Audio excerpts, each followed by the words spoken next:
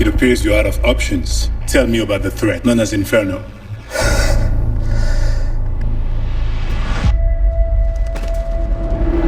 There's another element in the movie, though, too, is, good people who are, choose to do bad things, or, bad people who might be capable of doing something good.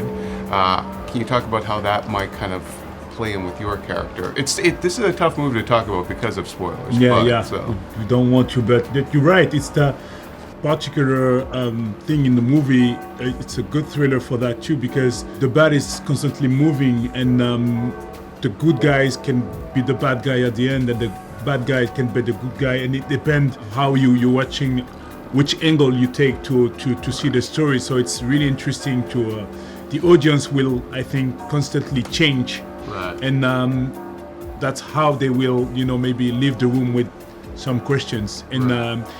Life is like that. It's not white or black. It's gray, and there is no nuances.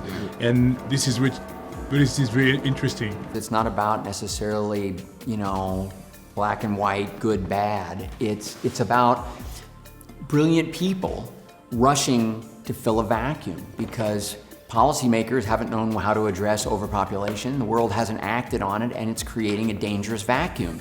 And into that vacuum will always come people who believe they can solve it. And some of those choices are going to be dangerous and extreme, and others are going to be more reasonable. And it was very interesting to see the personalities of not just the Robert Langdon genius, but there were 4 geniuses in this movie, and sort of how do they relate to each other, how do they relate to themselves, and how do they relate to the application of their genius to a crisis like this.